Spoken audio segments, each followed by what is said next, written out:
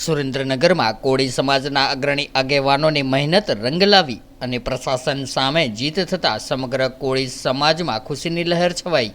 4 વીઘા જમીન સમાજની વાડી અને ગૌશાળા માટે ફાળવે તેવી તંત્રને કોળી વિકાસ સંગઠનના પ્રમુખ રમેશભાઈ મેર સહિતના આગેવાનોએ માંગ કરી હતી। ગીર સોમનાથ જિલ્લાના સોમનાથ ખાતે કોળી સમાજની સમાજવાડી તથા ગૌશાળાની જમીન ઉપર ડિમોલેશનની પ્રક્રિયાના વિરોધમાં ગીર સોમનાથ જિલ્લાના કોળી સમાજના યુવાનો તથા લોકલાડીલા ધારાસભ્ય વિમલભાઈ ચુડાસમા, રામભાઈ ચૌહાણ, પુંજાભાઈ વંશ અને માનનીય સાંસદ રાજેશ ચુડાસમા તથા કોળી વિકાસ સંગઠનના સ્થાપક મુકેશભાઈ રાજપરા તેમજ કોળી વિકાસ સંગઠનના પ્રમુખ શ્રી રમેશભાઈ મેર અને ગીર સોમનાથના કોળી સમાજના પટેલ દિનેશભાઈ બાંભડિયા, કલ્પેશભાઈ તેમજ અલ્પેશભાઈ પરમાર સહિતના યુવાનો ઉપસ્થિત રહી અને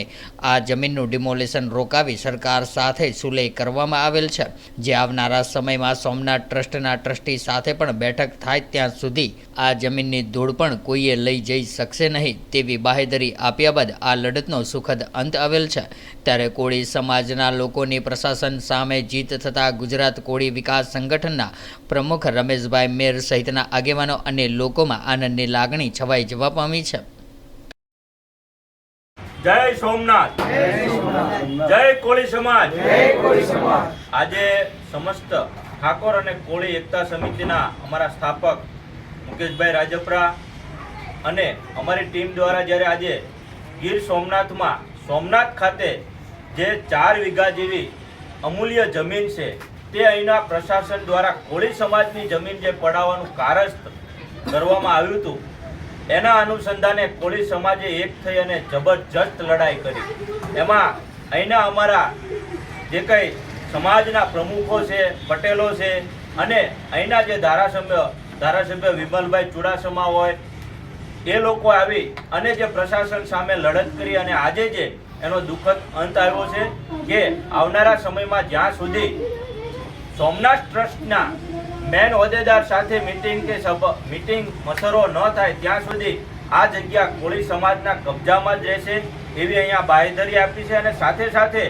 અમે પણ કોળી સમાજના એક નાના એવા સૈનિક તરીકે આપને સમાજને જણાવવા માંગીએ છીએ કે આવી સોમનાથ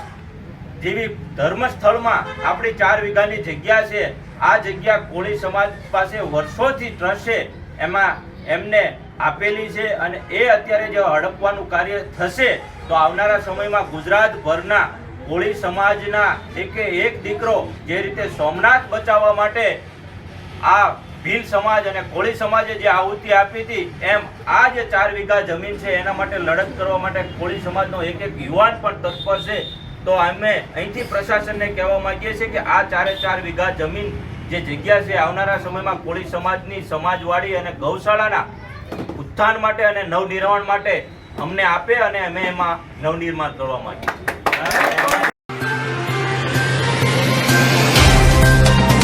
तो व्हाट्सएप, ट्विटर, फेसबुक, इंस्टा जहाँ भी आपका अकाउंट है